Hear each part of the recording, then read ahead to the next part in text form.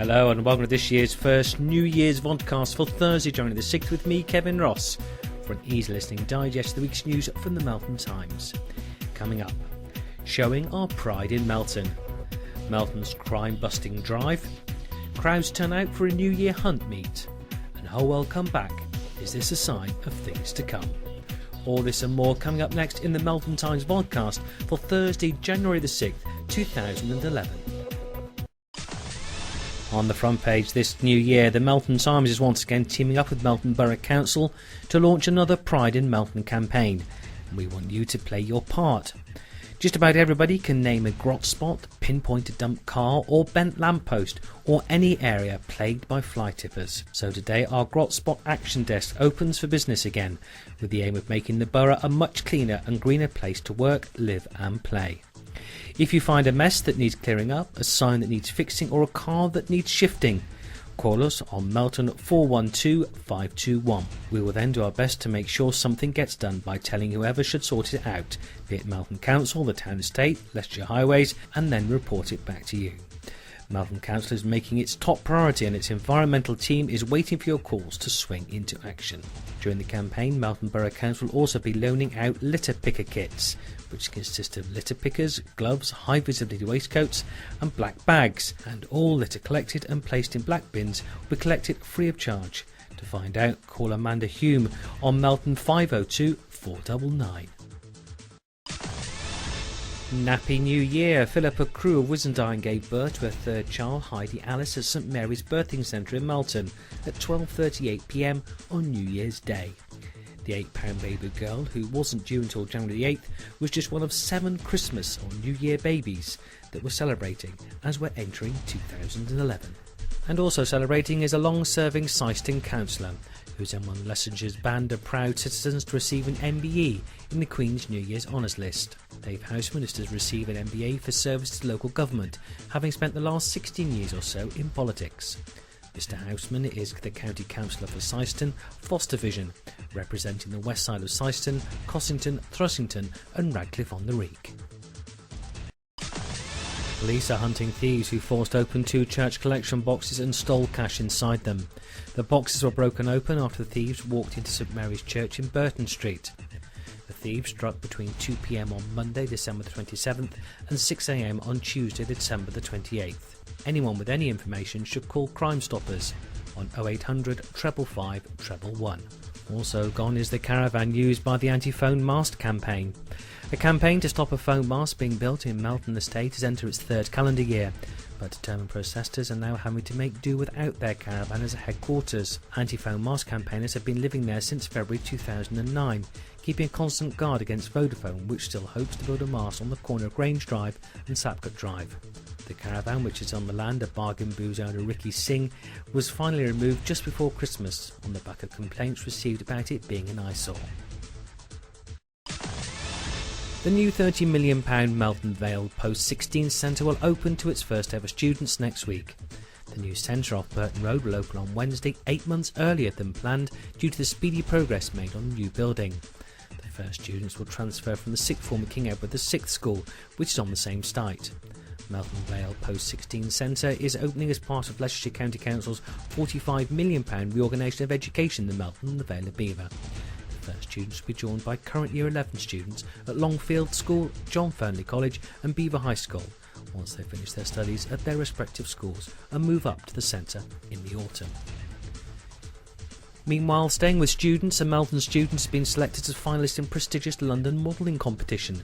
Tiffany Allen of Highfield Avenue, Melton, was encouraged to enter the Top Model UK competition by a photographer and friend, and is now in the last 23 of her category after battling off competition from 4,500 hopefuls. To vote for Tiffany to win, visit topmodeluk.com.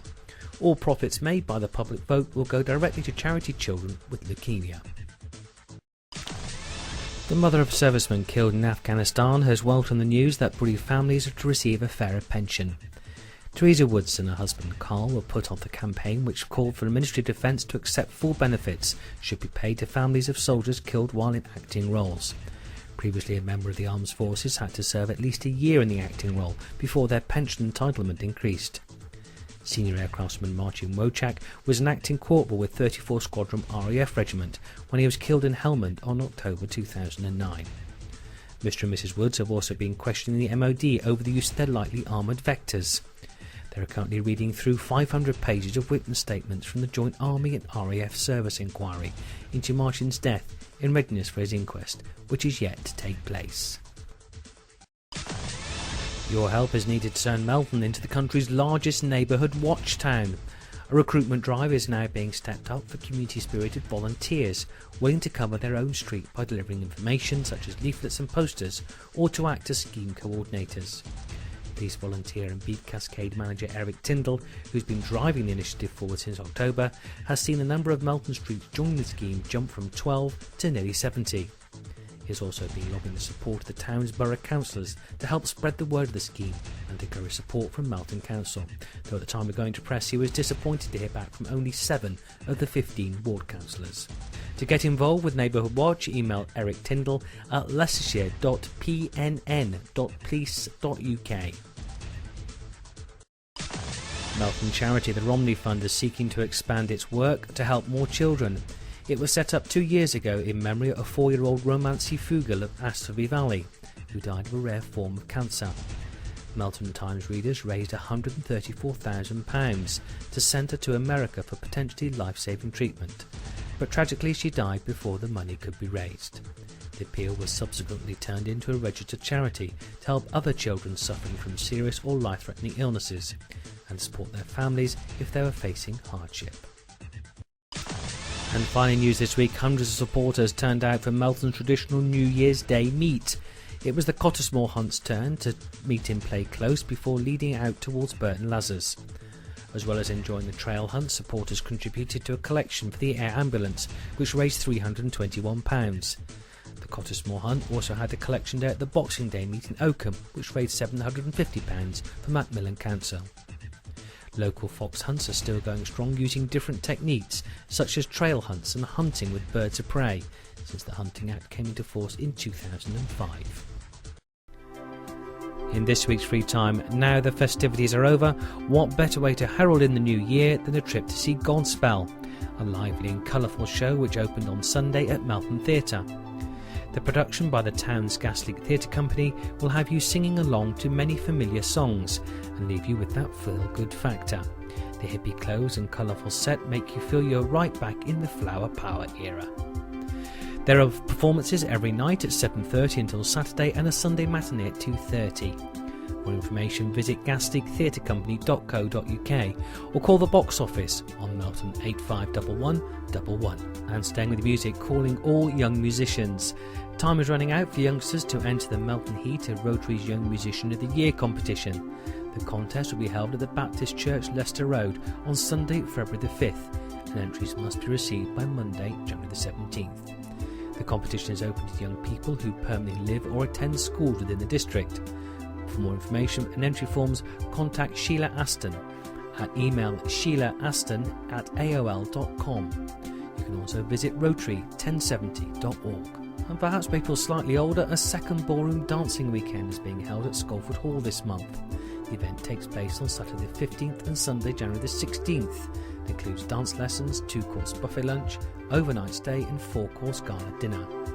More information, call 0845 400 1402. And finally, in Free Time this week, more fun and frolics with the Fockers. They're on at the Regal Cinema. Meet the Parents, the Little Fockers is Certificate 12A.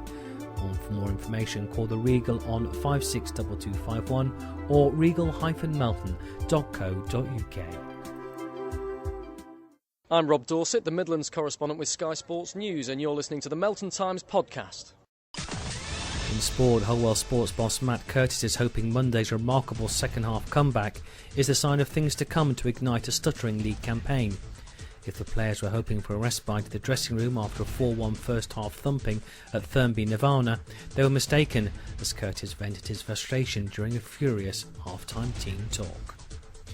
A young squash coach has come face-to-face with the former world champion after winning a national award. Ratcliffe College student Josh Taylor was presented with the coveted English Squash and Racquetball Young Coach of the Year by former world number 1 Peter Nicol. And finally in sport, rugby players swapped the oval ball for football on Boxing Day as Melton RFC honoured 2 former members. A frozen pitch topped with a blanket of snow meant the traditional rugby match for the Tom Neal Memorial Trophy was a non-starter. However, the festivities moved into the clubhouse for the evening, where Melton band The Locks featuring the first 15 player Tom Chandler performed. No play, but they all still made some money for charity, which is what the day is all about. Well, that's about it. Of course, the full stories can be found in the Melton Times. So until next week, when we'll have yet more news and sport, have a very safe week.